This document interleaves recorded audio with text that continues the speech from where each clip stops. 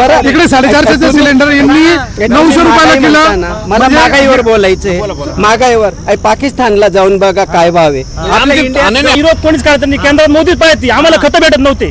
तर आता मोदी सरकार आल्यापासून 10 वर्ष आम्हाला कधी खताची दुष्काळ, खताचा काय भाव? खताचा पण आहे 1400, 1500, 1600. पण आम्हाला टायमिंग होतो, आम्ही शेतकरी आहे, आम्ही बोलतोय. नाही हे म्हणले होत नाही, तुमच्या समोर बोलायले होतो. 100 किलोचा कांदा आहे माझ्याकडे पडलेला, जवळजवळ 8.5 ते 9 टन पडलेला आहे. 5 रुपये किलो सुद्धा व्यापारी घेत नाहीये. देशाचे पंतप्रधान शरद पवार झाले पाहिजे आणि मोदींनी विदेश मंत्री झालं पाहिजे, तर देशाची प्रगती 100 पटीने वाढेल. देशाचं संरक्षण स्ट्रॉंग केलं, कुठलाही देश शरद पवारांना नाही का कोणाला विरोध आहे तुमचा? विरोध हे बघा, शरद पवारांनी जी लूट केली ना, जगात कोणी केली नाही, शरद पवारांनी केली. आज हेमंत गोडसेच का?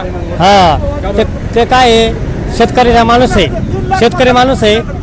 शेतकऱ्याचा माणूस आहे. ते काम करते, व्यवस्थित काम एकच करते, मोदी एकच करते. त्याच्यामुळे आम्ही हेमंत गोडसेला मतदान करणार. एखादं काम सांगाल? हा, हेमंत गोडसे एखादं काम गोदा पार्क करले, गोदा पार्कचं काम त्यांनी करले. गोदा पार्क, हा गोदा पार्क, हा बोल ना. हेमंत गोडसे कोणतं गोदा पार्कचं काय काम केलं? आपलं रामवाडी ना, ते परत एकच करले. लाइटिंग सगळं झालेलं का विकास? त्यांचं म्हणणं नाही, अजिबात नाही. गोदा पार्कचा विकास ज्या पद्धतीने बीजेपीने गोदा पार्कच्या संदर्भात जे गंगेचं अभियान चालू होतं ते एकदम शून्यावर आहे साहेब. कसं आहे, एक सर्वसामान्य मतदार म्हणून मी सांगतो, मोदी साहेबांनी जे 2014 मध्ये जे आश्वासन केलं होतं, मग कुठल्याही क्षेत्रामध्ये असो, शेती असो, व्यापार असो किंवा बेरोजगार असो, एक जनरल ज्या बेसिक लेवलच्या ज्या समस्या आहेत त्या समस्या जनसामान्यांच्या माथी अजून सुद्धा आहेत. आणि बीजेपीने केंद्रातल्या शासनाने राज्य शासनामध्ये हस्तक्षेप नसता करायचा. जर जो पक्ष होता त्या पक्षामध्ये त्यांनी पक्षफोड करून त्याचं विकेंद्रीकरण केलं. त्यामुळे आज मतदाराची परिस्थिती अशी आहे की आज जर आपण एखाद्या उमेदवाराला आपला म्हणून निवडला तो उद्या पक्ष प्रवेश करेल ही सुद्धा शंका मतदानामध्ये आहे. पण बीजेपीला सातत्याने केंद्रामध्ये 10 वर्ष सत्ता दिली, त्यांना आपण भरघोष यश दिलं होतं, त्याचा त्यांनी विपरीत परिणाम त्याचा उपयोग केला. त्यामुळे यावेळेस मागच्या वेळेस तुम्ही बीजेपी सोबत होते? बिलकुल होतो. मी एक मतदार म्हणून मी माझ्या स्वतंत्र बुद्धीने मी बीजेपीला मत केलेलं आहे. यावेळेस माझं किंवा माझ्या कुटुंबातला वैयक्तिक मत बीजेपीला मत माझं राहणार नाहीये. बिलकुल यांचं म्हणणं आहे आज गोडसेंनी फार चांगली कामं केली आहे. नाही, गोडसे साहेबांनी 5 वर्षात सत्ता केलेले गोडसे साहेबांनी तशी केलं नाही. माझं मत होतं की गोडसे साहेबांच्या व्यतिरिक्त जर भुजबळ साहेबाला संधी दिली असती तर विकासाच्या सर्व गोष्टी काहीतरी झाल्या असत्या. कारण भुजबळ साहेब कसं असते, कुठल्याही मुद्द्यावर बोलायचं म्हणल्यानंतर त्याच्या मुळाशी गेलं पाहिजे. गोडसे साहेबाचं मला काम सांगा. गोडसे साहेबाचं काम गोदा पार्क केलं, रेल्वे केलं नाही, कुठं केलं? रेल्वेचं काम केलं. एवढं साहेब प्रस्तावित आहे ते. गोडसे कमी आलेले का? रेल्वे कमी आलेले का? रेल्वे कमी आलेले का?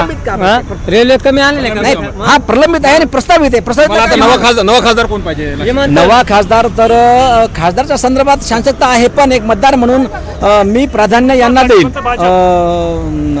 जे बाळासाहेबाची नाही, हिंदू मुस्लिम हा मुद्दा त्यांच्यासाठी एक राजकारण आहे बरं का. पण मुळात हिंदू मुस्लिम हा जो मुद्दा आहे तो राजकारण करण्यासाठी बरा आहे, पण सर्वसामान्याच्या ज्या बेसिक गरजा आहेत, दैनंदिन गरजा आहेत, त्या गरजेकडे लक्ष देणारा खासदार हवा. आणि तसे अपेक्षा आम्ही पाहतो. बाळासाहेबाची जी शिवसेना आहे त्याला प्रथम प्राधान्य द्यावं यावेळेस.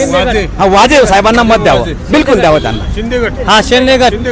शिंदेगड आहे ना, गोडसे ठीक आहे. मी काय म्हणतो, मोदीच्या केंद्रामध्ये मोदी साहेब पाहिजे आणि इकडे हेमंत गोडसे पाहिजे. कारण काय, देशाच्या भारताचा विकास होऊ शकतो. विकासाचं काम सांगा. म्हणजे कसं काम सांगतो ना, या रेल्वे आणली, गोदा पार्क आहे नाशिक मध्ये, सगळं लाइटिंग काम. बरं, लाइटिंग कोणी आणल्या? लाइटिंग पाकून आणल्या. लाइटिंग ओके की नाही? लाईटी सगळं आपला घर, गॅस गोती गॅस त्याला घरी. मला खासदार नवा कोण पाहिजे? सर, गोडसे साहेबांनी मागील 10 वर्षात फक्त मोदी साहेबांसारखं फेकेबाजी केलेलं आहे. इंदिरानगरचा बोगदा होता, त्या बोगद्याला ऑलरेडी केंद्राकडनं मंजुरी मिळालेली आहे. 1ही रुपयाचं गोडसेंनी काम नाही केलं. तुम्ही पुण्यावरनं रेल्वे आणताय, अरे ते रेल्वेचं तुमचं अजून काहीच झालेलं नाहीये.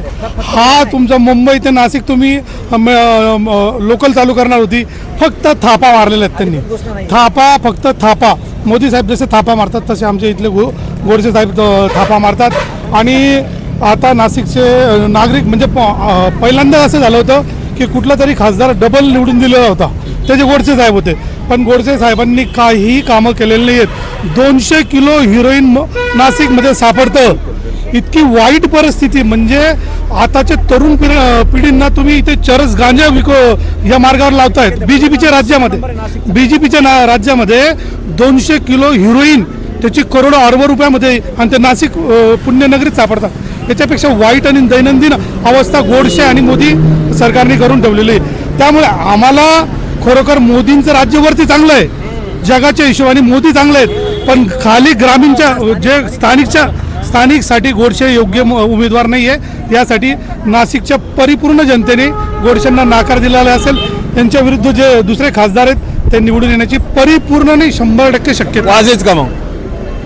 वाजे समजून घ्या साहेब, नक्कीच. आणि गोडसेंच्या जागेवर दुसरा कुठला उमेदवार असला असता तुम्हाला कुठला पाहिजे होता? गोडसेंच्या ऐवजी बीजेपीने नवीन एखादी तरुण उमेदवार दिला असता, किंवा एखादी जो बंटी तिदमेसारखा एक मुलगा आहे, जो तडफदार मुलगा आहे, त्या मुलाला दिलं असतं तर त्यांनी तरी काहीतरी करून दाखवलं असतं. पण गोडसेंना तिकीट देऊन बीजेपीचं इथलं तिकीट फ्लॉप गेलेलं आहे हे नक्कीच आहे. आणि महाराष्ट्रातून म्हणजे पूर्ण भारताला आणि महाराष्ट्राच्या जनतेला हे सांगू शकतो, मोदी साहेबांनी महाराष्ट्राचा नेहमी काट केलेला आहे. इथल्या सगळ्या इंडस्ट्रीज फक्त गुजरातला पळवणे, इथले राजकारण फोडणे आणि इथल्या लोकांना त्रास देणे, एवढं फक्त बीजेपीचे सरकार. आणि त्याच्यामध्ये मेन कार्यकर्ता त्यांचावाला पाळलेला मनुष्य म्हणजे देवेंद्र फडणवीस. हा फडणवीस कधी महाराष्ट्रातून गेला तर फार फार चांगली गोष्ट होईल. फडणवीस सारखा नेता कधी इथून पळवला तर महाराष्ट्राची प्रगती होईल. नाही तर फडणवीस कधी इथे राहिले तर महाराष्ट्राची अधोगती अजून अशीच राहणार आहे. मला हे कळलं नाही, तुम्ही म्हणले केंद्रामध्ये मोदी पाहिजे तिकडे ग्राउंड लेवलला, मात्र पुन्हा तुम्ही मोदींच्या सरकारचे कामं व्यवस्थित नाही असं सांगता. नाही बघा सर, मी माझं BCom शिक्षण झालेलं आहे. देशाचे जी म्हणजे आंतरराष्ट्रीय पातळी ती खूप चांगली केली त्यांनी. पण ग्राउंड लेवलला यांचे लोक खूप चुकीचे निवडले गेले. त्यामुळे जनतेला खालच्या लोकल लोकांना काही सपोर्ट नाही मिळाला. या लोकांना लगाम घालत नाही. येस, मोदी या लोकांना लगाम नाही घालू शकले, हे त्यांचं फेल्युअर राहिलं सर. त्यामुळे हे बीजेपी सरकार 400 पार तर मुश्किल आहे. त्यांनी अटीतटीने आले तर फारच हे राहील. 400 पार नाही होऊ शकत ते तर नक्की. किती सीट मुश्किल राहील सर. एकदम 323 जे काही पाहिजे बहुमतासाठी आकडा ते बी बीजेपी सरकारला यावेळेस शक्यता फार कमी राहील. कोण का झालं ते पुढे कोण पाहिजे नवा माणूस? आपलं बीजेपी पाहिजे. कशामुळे बीजेपी? बीजेपीने जो विकास केला 10 वर्षात तो गेल्या 55 वर्षात सुद्धा झालेला नाही. राम मंदिर 500 वर्षापासून पडलेला मुद्दा कोणी मिटवला? बीजेपीने. 370 कोणी मिटवला? बीजेपीने. आज बीजेपी 25-26 नंबरला होता, 6व्या-7व्या नंबरला बीजेपी आणली. इथून पुढं जर मोदी आले तर बीजेपी देशाची जगातली आर्थिक राजधानी आपल्या 3ऱ्या क्रमांकावर येईल. राम मंदिर उभा केलं, 370 कलम हटवलं असं तुम्ही म्हटलं आहे. मात्र राम मंदिर 370 मुळे काही 2-4 लोकांना नोकऱ्या मिळाल्या मिळतील ना हळूहळू. अजून तर राम मंदिराचं बरंचसं काम बाकी आहे. राम मंदिराच्या शाखा सगळ्या देशभरात. राम मंदिर झालं म्हणून आपला विकास झाला असं मी म्हणत नाही, पण काँग्रेस सरकारने का नाही केलं? मग एवढे वर्ष का नाही केलं? हा धार्मिक मुद्दा आहे. विकासाच्या बाजूला बोलू असेल, धार्मिक जरी असेल का नाही केलं? का बरं आपण हिंदुस्थानात हिंदू लोकांचं मंदिर इकडे राम मंदिर व्हावं किंवा झालं हे कौतुकास्पद आहे, अभिनंदनीय आहे. मात्र राम मंदिर करा याबद्दल काही विरोध नाहीये. मात्र देशामध्ये ज्या नोकऱ्या नाहीयेत, बेरोजगारी आहे, महागाई आहे, याबद्दल काही कराल की नाही? हे बघा, देशातली बेरोजगारी, महागाई या सगळ्या गोष्टी एकदम कंट्रोल होणार नाही. हळूहळू सगळं 10 वर्ष झाली. 10 वर्ष हळूहळू. काँग्रेसला 55 वर्ष लागले, यांना तर 10 वर्ष लागले. काँग्रेसकडून 55 वर्षात काही झालं ना. तर लोकसंख्या पण वाढली. सगळ्यात महत्त्वाचं लोकसंख्या.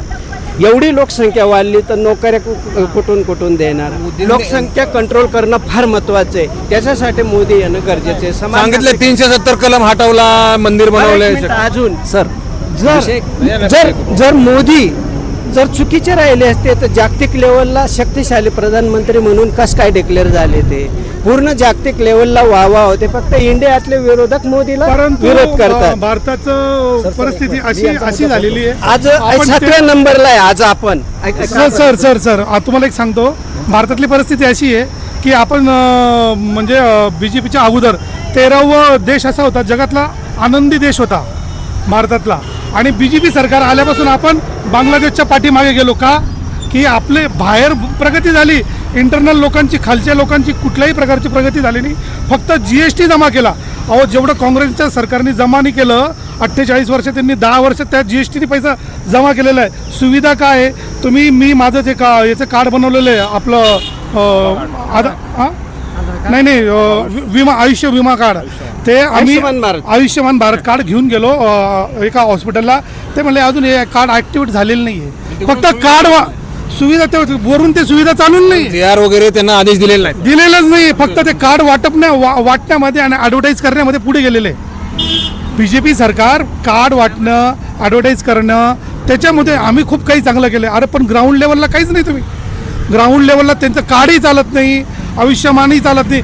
तुम्ही शेतकऱ्यांना पैसे टाकलं म्हणतात ना, तुम्ही ग्रामीण भागात कधी सर्वे केला तर 50% शेतकऱ्यांच्या नावावर पैसे पडतच नाही, फक्त 50% शेतकऱ्यांच्या. मी तुम्हाला अगोदरही बोललो की मोदी आंतरराष्ट्रीय लेवलला चांगला आहे, पण मोदी इंटरनल खालच्या ग्राउंड लेवलला ठीक नाही. कारण त्यांचं जी पकड पवार साहेबांची खालच्या लोक म्हणजे ग्रामीण भागात जशी पकड असते तशी पकड मोदी साहेबांची नाही, हे नक्की. यांनी सांगितलेले मुद्दे सांगत 370 असेल, राम मंदिर असेल, हे सगळे समाधानकारक मुद्दे. ते समाधानकारक आहे, परंतु त्याच्यानी आपल्याला जो लोकांना जे सुखी व्हायचंय ते सुखी नाही होऊ शकले. लोक त्रासदायक झाले, कारण GSTने इतका पैसा जमा केलेला आहे. अहो खालं जेवणाचं बिल आपण घेतो 300 रुपये, त्याला लागून येतं 30 रुपये GST, 330 रुपये भरावं लागतात. जेवणावर GST लावलेला आहे. तुम्ही हा मीडिया जो आज मी ज्याच्यावर बोलतोय, या मीडियावर जवळजवळ 60% कर त्यांचा अलाउड केलेला आहे. म्हणजे आपण जे 200 रुपयाचं हे असतं तर 260 रुपये आपल्याला ते याचं बिल भरावं लागतं. म्हणजे सामान्य लोकांना कळत नाही आणि करून जातात सगळं. हे म्हणजे सर्वसामान्य लोकांना होतंय काय साहेब, सर्वसामान्य लोकांच्या खिशातनं पैसा निघतोय, तो गरीब होतोय. आणि अंबानी, अडाणी हे सुखी होतात, कारण यांची लेवल आहे ना, यांचे 500 कोटी कधी GST असला ते 500 कोटी हे फक्त 100 कोटी मोदी सरकारला खालून देतील, 400 कोटी सेटलमेंट होतात. हे आजकाल आम्हालाही कळतं, ते काही विषय राहिलेला नाही आहे. म्हणून आता परिपूर्ण जनता शिकलेली आहे, समजदारीने बोलणारी आहे, त्याच्यामुळे तुम्ही उल्लू नाही बनू शकत. 2 मिनिटं हे एक महत्त्वाचा विषय. यांनी सांगितलं राम मंदिर आहेत, मुद्दे केले, आणि कशी शक्यता. सर, भारत हा धर्मनिरपेक्ष देश आहे. राम मंदिराचा आपला विरोध नाहीये, पण एक वर्ग राम मंदिराची उभारणी हा प्रश्न सुप्रीम कोर्टाचा आहे. त्याच्यामध्ये सिंहाचा वाटा मोदी शासनाचा नाहीये. आणि मोदीच 370चा जो विषय आहे तो विषय चांगला आहे. तेथील काश्मीरमध्ये 370 ब तसंच आहे. म्हणजे फक्त तुम्ही नाही, तिथे अदानी सारखे मोठे लोक खरेदी करू शकतात. हो, बिलकुल आहे. मला माहिती आहे तेथील जे जमिनी आहेत, तेथील अतिशय जे VVIP लोक आहेत ते तिथे लँड आंबे विकणारे शेतकरी खरेदी करू शकतात.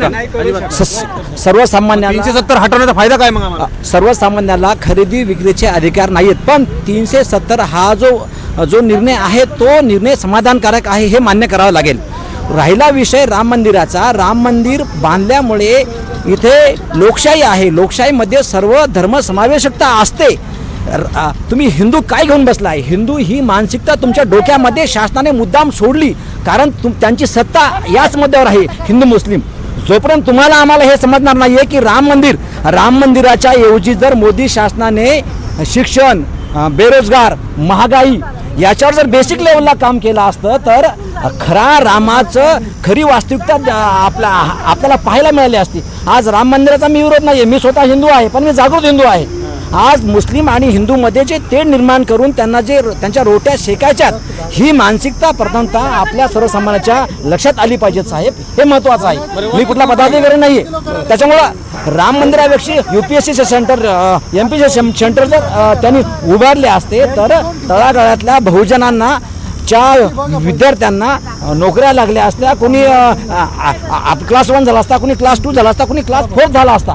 राम मंदिराचा विषय हा धार्मिक मुद्दा आहे. देशाची सर्वांगीण जर प्रगती करायची असेल तर केवळ धार्मिक बाब घेऊन चालत नसेल, त्याच्यामध्ये राजकीय, आर्थिक, सामाजिक, सांस्कृतिक, आपलं शैक्षणिक या सर्व दृष्टिकोनामध्ये कसा विकास होईल आणि केंद्राच्या ज्या योजना आहेत त्या महाराष्ट्राच्या ज्या योजना आहेत त्याची अंमलबजावणी कशी होईल याच्याकडे मोदी शासनाचं नियंत्रण नव्हतं. मोदी सरकार का येणार नाही याचे 3 कारण आहेत. एक कारण म्हणजे व्यापाऱ्यांना GST मध्ये जे लुबाडण्यात आलं त्याच्यामुळे व्यापारी परिपूर्ण नाराज आहे मोदी सरकारवरती. दुसरी गोष्ट, शेतकऱ्यांना मला सांगा साहेब, गुजरातचा कांदा एक्सपोर्ट होतो, महाराष्ट्राचा कांदा एक्सपोर्ट होत नाही. हा किती मूर्खपणा आहे. आणि मोदी सरकारला असं वाटतं मांजर दूध पिते कोणी बघत नाही, कळत नाही असं. यामुळे मोदी सरकार हा एक दुसरा मुद्दा झाला. तिसरा मुद्दा हा झाला की यांनी सर्वसामान्य जनतांची काही जे अडचणी असतात, जसं गॅस सिलेंडर्स आहे, पेट्रोलची किंमत आहे, ह्या तिघी गोष्टींमुळे सर्वसामान्य लोक नाराज झाले. या 3 गोष्टींमुळे मोदी सरकार बहुमतात येण्याची फार कमी शक्यता आहे. दोघांचे मुद्दे कसे खोडणार तुम्ही? दोघांचे मुद्दे कसे खोडणार? यांनी सांगितलं धार्मिक मुद्दा आहे, रामाबद्दल आस्था आहे, प्रेम आहे, मात्र ते आम्ही ग्राउंड लेवलला त्याची फायदा होऊ शकतो. काय फायदे झाले आज बघा, एक शेतकरी, पूर्वी शेतकऱ्याकडे सायकल सुद्धा नव्हती, आज मोटरसायकल आहे, कार आहे, ट्रॅक्टर आहे, बंगले, पक्के घर आहे. आणि कसं काय म्हणतात शेती कुठल्या सरकारची देण नाहीये, ती शेतकरी ती कुठल्या सरकारची देण नाहीये, त्याच्या मेहनतीवर ते मेहनतीवर ते करत असतात. त्याला सरकारची कुठल्याही सरकार म्हणजे मोदी असतील, काँग्रेस असेल, कुठल्याही सरकारची देण नाहीये, कुठल्याही सरकारची मदत नाही. तरी आज शेतकरी आहे, आज आपल्या गरिबांना सिलेंडर दिले आणि आपल्या आर्थिक सिलेंडर दिले 100 रुपयाला 1200 रुपये भरावं लागतं. घरकुल दिले. सर इकडे 450 रुपयाचे सिलेंडर, इकडे 450 सिलेंडर यांनी 900 रुपयाला केलं. मला महागाईवर बोलायचंय, महागाईवर. पाकिस्तानला जाऊन बघा काय भाव आहे. आमची तुलना पाकिस्तान सोबत करायची का? नाही, अदर देशात जरी गेले तरी भारताचे आमचं तिकडचं बघा, आमचं किती स्वस्त हे बघायचे का? सर सिलेंडरचं गणित सांगतो मी तुम्हाला. सिलेंडरचं गणित काय, यांनी काय केलं, 450-500 रुपयाचं सिलेंडरच आहे, ते सिलेंडर इकडे 900 रुपयाचं केलं. ओके, इकडे 900 रुपयाचं सिलेंडर केलं. ते जे उत्पन्न 400 रुपयाचं जे यांना लोड दिला लोकांवरती, यांनी 1000 लोकांना वाटण्याच्याऐवजी फक्त 500 लोकांना वाटला आणि 500 लोकांचे जे प्रॉफिट झाला त्याची यांनी फक्त ऍडव्हर्टाईज केली. हे मोदी सरकारचं सिलेंडर 4.5 वर्ष 10 वर्षापूर्वी 4,500 जे सिलेंडर होतं, 10 वर्षापूर्वी आंबे 20 रुपये किलो होते हो, मग आज 150 रुपये किलो आहेत. सिलेंडरचे भाव वाढले, शेतकऱ्यांचे भाव वाढायला नको का? नाही, तसं नाही म्हणत, सगळ्यांचेच वाढायला पाहिजे, सगळ्यांचेच वाढायला पाहिजे. द्राक्ष माझ्या 10 वर्षापूर्वी XYZ व्यक्तीला 25,000 पगार होता, आज त्याला 50,000 रुपये पगार. कोण म्हणतं कांदा परवडत नाही? लावू नका, कांदा नाही परवडत. कांद्याला मोदीला विरोध कोणीच करत नाही. केंद्रात मोदीच पाहिजे, आम्हाला खतं भेटत नव्हते, तर आता मोदी सरकार आल्यापासून 10 वर्ष आम्हाला कधी खताची दुष्काळ, खताचं काय भाव? खताचं पण आहे 1400, 1500, 1600, 1700, पण आम्हाला टायमिंग भेटतं. किती भाव? आणि काँग्रेसच्या राज्यात हेच खतं 750-800 रुपयांनी DAP होते. शेतकरी आहे, मोदी पण आहे. काँग्रेसच्या काळात आम्हाला दाबून ठेवायचे, खतं भेटत नव्हते. काय केलं? 75 वर्ष राष्ट्रवादी काँग्रेस होते, शरद पवारने काय केलं? कांद्याने हाणलं होतं, आठवतं तुम्हाला? मोदी नाही, मोदीशिवाय पर्याय नाही केंद्रात. मोदी जो आहे सगळ्यांना, आम्हाला सगळ्याला पैसे येते. आता ह्यांनी एक प्रश्न उपस्थित केला होता, आमचा गुजरातचा कांदा एक्सपोर्ट होतो, मराठा होत नाही, पण तुम्ही तरी होतो का? नाही होत, सगळं होतो. अजिबात होत होतो. आम्ही शेतकरी आहे, आम्ही बनवतोय. नाही, हे म्हणले होत नाही, तुमच्या समोर बोलायले होतो का? नाही होत. रुपये किलोचा कांदा आहे माझ्याकडे पडलेला, जवळजवळ 8.5 ते 9 टन पडलेला आहे. 5 रुपये किलो सुद्धा व्यापारी घेत नाहीये. ऐका, सारखा कांदा बाजारात काय विकणार? तुम्ही घेणार सारखा 4 रुपये कांदा नाही, 16-17 रुपये. तुम्ही पाहिलं का त्यांचा कांदा? नाही, अहो, दरवाजा पिंपळगाव 4 ट्रॅक्टर झाले माहिती, 1700-1800 खाली आज बी दररोज मार्केट ट्रॅक्टर आहे. 1700-1800 चालू दररोज ट्रॅक्टर, दररोज 5 टन कांदा पडून आहे. काल आणि आज मार्केटमध्ये पिंपळगाव दररोज 1700-1800 कमी कांदा विकत नाही. क्वालिटी पैसा आहे, क्वालिटी पैसा नाही. आज मोदीजी तुमच्याकडे काही लेबल वगैरे आहे का? वेगळं काही लेबल आहे का तुमचं? लेबल नाही, घरी पट्ट्या दाखवल्या असत्या. 1500, 1600-1700 रुपये कांदा आज चालू आहे. 1800-1900 सुपर कांदा आहे. नोकर भरतीबद्दल, महागाईबद्दल काय बोलायचे? सगळं चालू आहे, व्यवस्थित चालू आहे. नोकर भरती कुठे आहे? चालू आहे काय नाही चालू आहे, आहो चालू आहे. आले का तुम्ही तरुण आहेत? नाही, तुम्ही नका बोलू. नोकर भरती नाही आली, पण जे प्रायव्हेटलायझेशन करतात त्याचा आमचा विरोध नाहीये. कारण सरकारच्या ठिकाणी जर काम करायला गेलं तर टेबल खालून पैसे घेतल्याशिवाय काम होत नाही. ते अधिकारी तुमच्या पुढाऱ्यांनी सोपवलेले अधिकारी, पुढाऱ्यांनी सोपवलेले अधिकारी हो हा, पण मग जे प्रायव्हेटलायझेशन होईल तिथं फरक जाणवेल सर. सर फक्त मोदी साहेबांनी एवढं सांगावं की शरद पवार माझे गुरु नाहीये किंवा शरद पवारांसारखं मी काय म्हटलं पहिल्यापासून काय म्हटलं मोदींनी आंतरराष्ट्रीय लेवलला मोदींनी काय केलं पाहिजे बघा. देशाचे पंतप्रधान शरद पवार झाले पाहिजे आणि मोदींनी विदेश मंत्री झालं पाहिजे तर देशाची प्रगती 100 पटीने वाढेल. ये भारी सांगितलं शरद पवारांनी काय केलं आमच्यासाठी.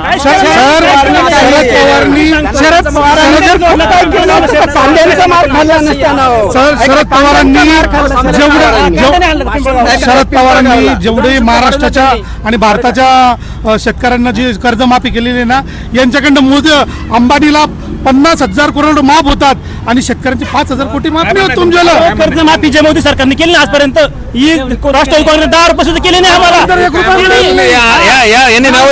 यांनी जे लोकांच्या नावाचा उल्लेख केला ना त्याचा काय? बीजेपीच्या काळात कर्जमाफी झाली ना, काँग्रेसच्या राष्ट्रवादी काँग्रेस 1 रुपया झाली. सांगा ऐका ना साहेब सर, राज्यामध्ये पाठीमागे राज्यामध्ये देवेंद्र फडणवीसची कर्जमाफी दिली ती युद्धात जिंकलो तहात हरलो सारखी होती. एवढ्या अटी होत्या सूक्ष्म, त्या अटी शेतकऱ्याला पूर्ण करता करता शेतकऱ्याच्या नाकी 9 आले. शेवटी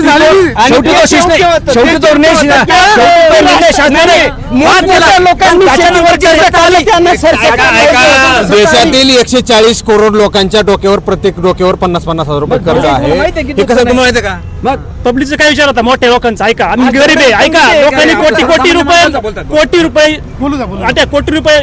कर्ज काढलं, त्याचं काय म्हणणं कोटी रुपये येवायचं तसं नाही. त्यांनी काय घातली 1.5 लाखापर्यंत सरसकट कर्जमाफी आणि 1.5 लाखापर्यंत सरसकट कर्जमाफी झाली. आम्हाला सुद्धा 1.5 लाख.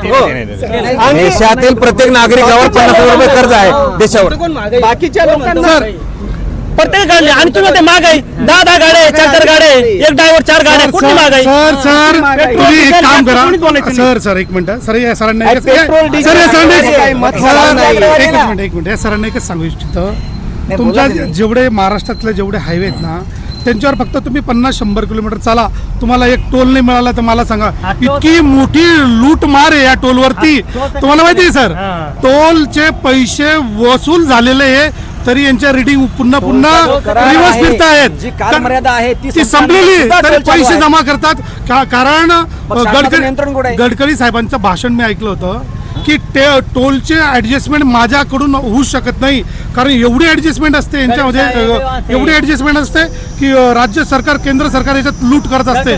तर मला हे म्हणायचं मोदी सरकारांना की तुम्ही साधा रस्त्यावरचा टोलवर तुम्ही नियंत्रण नाही ठेवू शकत तर तुम्ही जगावर राज्य आम्ही विश्वगुरु अहो तुम्ही टोलवरचं नियंत्रण आणा. तुम्ही समृद्धी महामार्गाला जा, 2 रुपये किलोमीटरचा टोल आहे साहेब.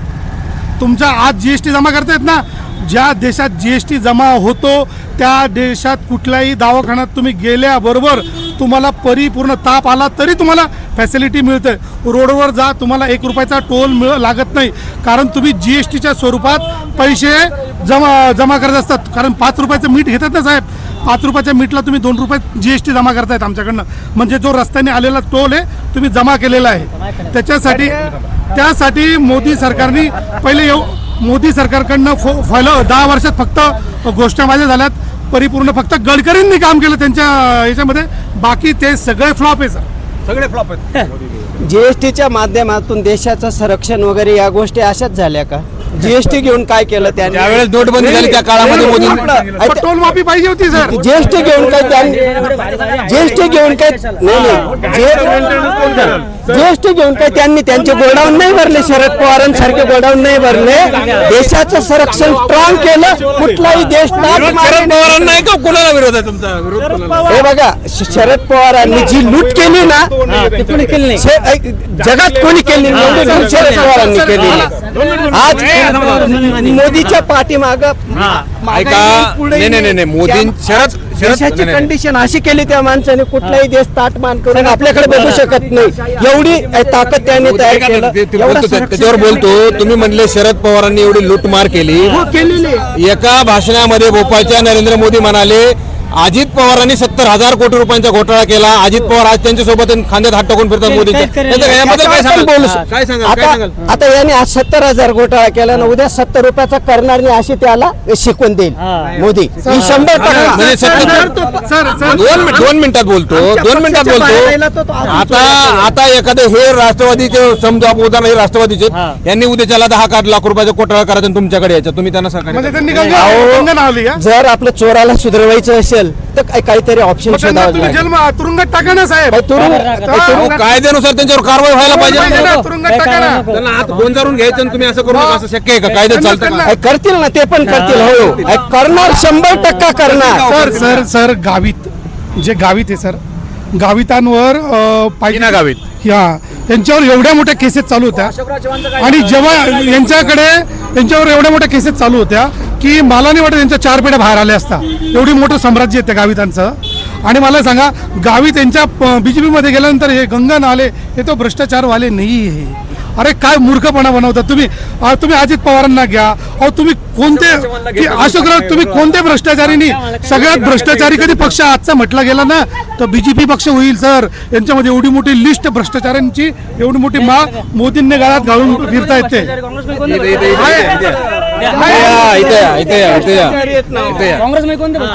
काँग्रेसमध्ये कोण भ्रष्टाचारी होते ते आता कुठे सांगा?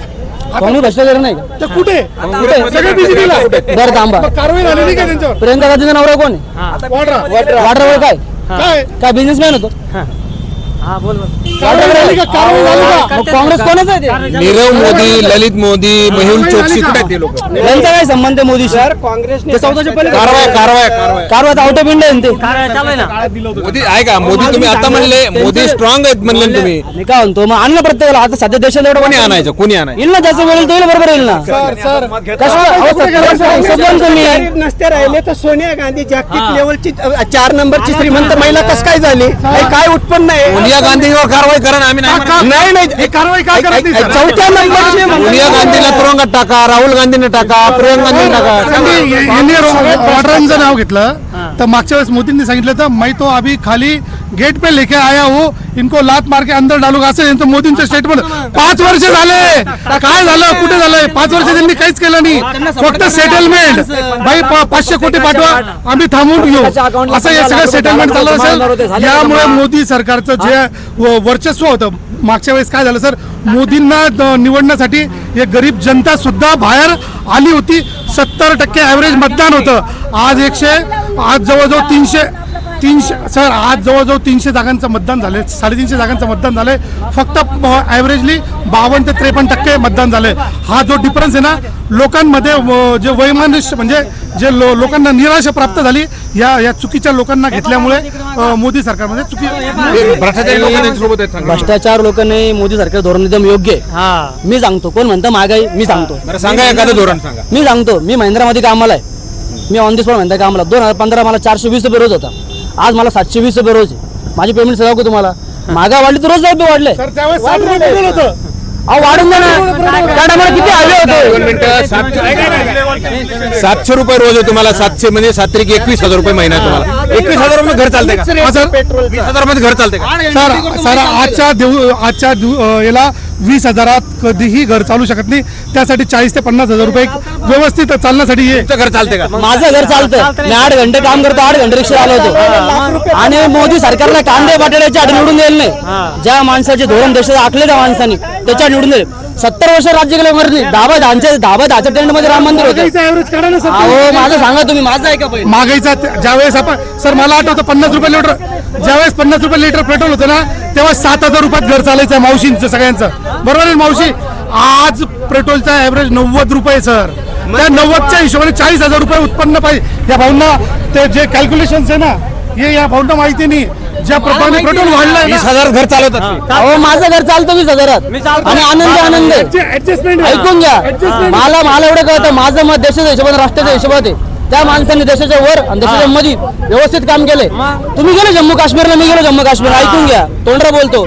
जम्मू काश्मीरला मी गेले, तिथल्या शुक्रवारी तिथल्या पोरांना 300-400 रुपये इंडियन आर्मीला मारायसाठी जेव्हा तिथे कलम 370 होती.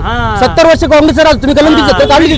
370 हटवला, तुम्ही तिथे जाऊन एखादा प्लॉट खरेदी करू शकता. प्लॉट खरेदी करायची काय गरज आहे? देशाचा भाग नाही का? प्लॉट खायला खरेदी करायचं, प्लॉट खायला खरेदी करायचा. मी नाशिकवर राहतो, मी स्वतः प्लॉट नाही झाला अजून, आणि इथं राहतो मी, कशाला करायचं? 20,000 तरी घर चालतं तुमचं? मग चालतं. 8 घंटे काम करतो, स्वतःची रिक्षा आहे माझी, चालवतो. त्याच्यात दम आहे ना, तो रोजगार मागायचे ना. जगायचंय आणि निघून जायचं असं आहे. काय जगायचं आणि काय नाही. अरे माझ्या दोन्ही बहिणी घर घेतलं मस्तुरा. चला माझ्या सांगत दाखवत तुम्हाला 2.5 लाख सबसिडी भेटली त्यांना. कोण दिली सबसिडी? मोदीचं काम कसं कोण दिलं? त्यांचं म्हणणं बरोबर आहे की मान्य सर, मान्य. यांनी खूप चांगलं सांगितलं की 370 आणि काश्मीरची खूप परिस्थिती वाईट होती.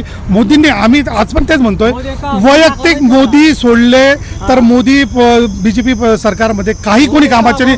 सगळे मोदी, गडकरी, राजनाथ सिंग हे 3-4 लोक सोडले तो कोणीही, म्हणजे सगळे फक्त भामटे आणि चोरटे भरलेले. हे 3-4 लोक बाहेर काढायचं काम कोणाचं आहे? मोदी सरकारचं आहे. मोदीने केलं पाहिजे ते.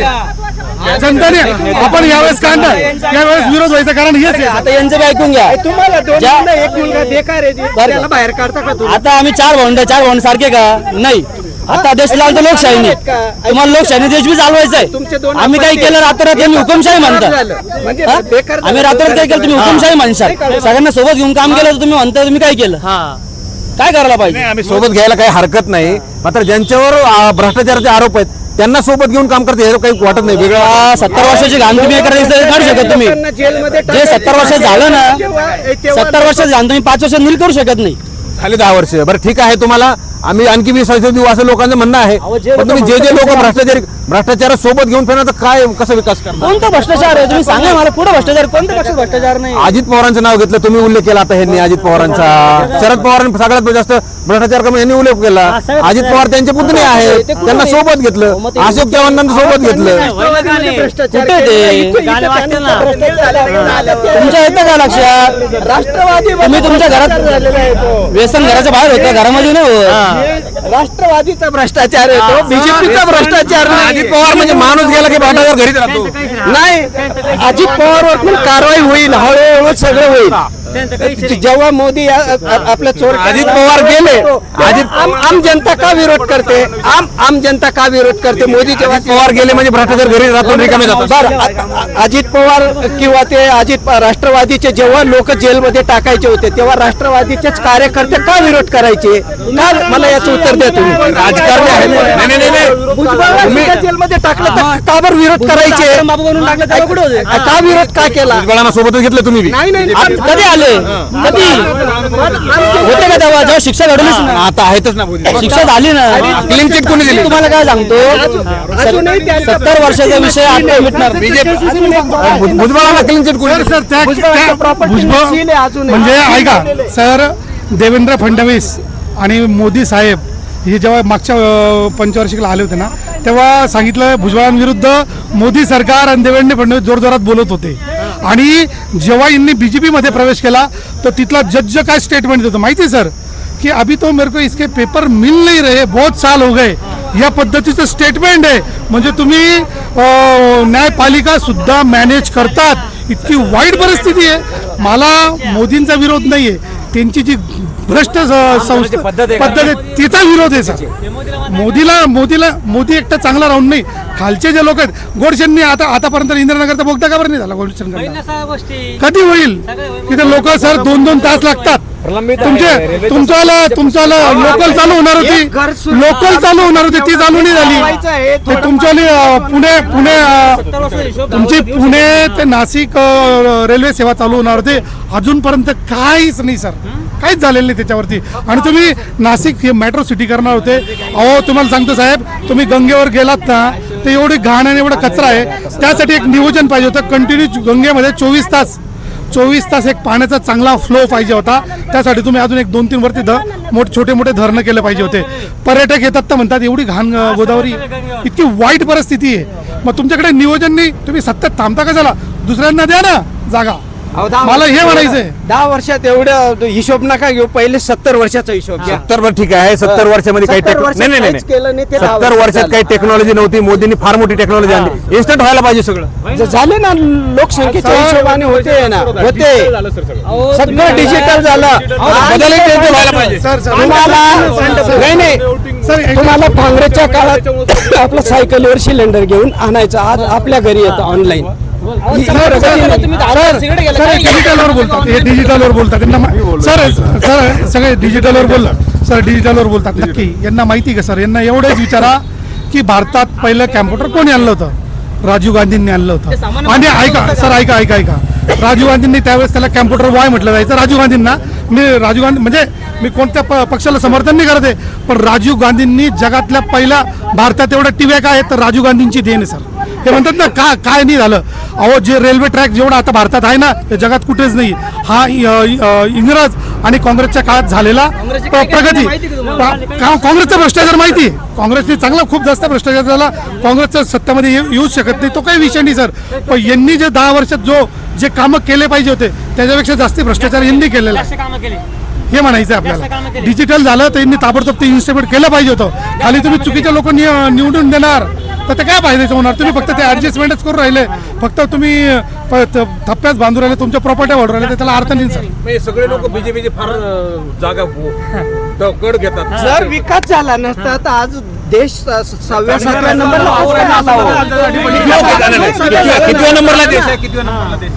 सर यांच्या हिशोबाने 3ऱ्या नंबरला सांगतात. जीडीपी 3ऱ्या नंबरला येणार आहे सर. सर सर असो सर, असेल असो त्याचा विषय नाही. सर सर तो तुम्ही फक्त इंडस्ट्रियल एरियामध्ये फिरवतायत सर. तुम्ही ते फक्त इंडस्ट्रियल एरियामध्ये फिरवतायत जिथं रोबोट काम करतायत. पण इथला ग्रामीण शेतकरी ज्याला आज मी विचारलं सर तर 22 रुपये 23 रुपये द्राक्ष गेलेला, 18-20 रुपये तर खर्च आलेला आहे त्याला. त्याची काय प्रगती झाली? या ठिकाणी शेतकऱ्यांनी जे आहे ते फार परखड मत मांडलेलं आहे. म्हणजे आपल्याला सगळ्या गोष्टी जर पाहायच्या झाल्या तर सगळ्या गोष्टी अत्यंत परफेक्ट या ठिकाणी मांडलेल्या आहेत. म्हणजे त्या बीजेपीचे समर्थक सुद्धा आहेत, काही न्यूट्रल लोक आहेत, काही अधिकारी आहेत, काही कर्मचारी आहेत, काही युवक आहेत आणि काही व्यावसायिक सुद्धा मतं मांडलेली आहेत. म्हणजे काय असते की सगळ्या गोष्टी आपल्याला समजून घ्याव्या लागतात. सत्ताधाऱ्यांची बाजू मांडणारे लोक असतात, विरोधक असतात, त्यांचे विरोधक असतात, न्यूट्रल लोक असतात, हे सुद्धा या ठिकाणी बोलत असतात. मात्र भारतीय जनता पार्टीकडून ज्या गोष्टी करायला हव्या होत्या त्या झालेल्या नाहीत. काँग्रेसवर आरोप केले जातात बीजेपीच्या लोकांकडून. काँग्रेसने जे भ्रष्टाचार केले ते भ्रष्टाचार कधीही न लपल्यासारखे आहेत. मात्र राष्ट्रवादी काँग्रेस पार्टी, शरद पवारांचे लोक आहेत, त्यांनी सुद्धा भ्रष्टाचार केलेले आहेत. मात्र त्यांच्या विरोधामध्ये कारवाई का होत नाही असाही सवाल जे आहे ते सामान्य नागरिकांनी विचारलेला आहे. जे लोक भ्रष्टाचार केलेले आहेत ते सोबत घ्यायचे आणि धुतल्या तांदळाचे व्हायचे, अशी सगळी परिस्थिती जी आहे ते या ठिकाणी निर्माण झालेली. त्यामुळे आता हे लोन जे आहे ते पूर्ण देशभरामध्ये पोहोचलेलं आहे आणि देशामध्ये कशा प्रकारची परिस्थिती आहे आणि त्या परिस्थितीमुळे इकडे ग्राउंड लेवलला जिल्ह्यामध्ये आणि लोकसभेमध्ये कसा परिणाम होणार आहे हे येणाऱ्या काळामध्ये पाहावं लागणार आहे. त्यामुळे आता कोण नेमका खासदार होणार आहे हे पाहणं महत्त्वाचं ठरणार आहे. कॅमेरा पर्सन परिवर्तन जाधव सह मी संग्राम धनवे, मराठी महाराष्ट्र न्यूज, नाशिक.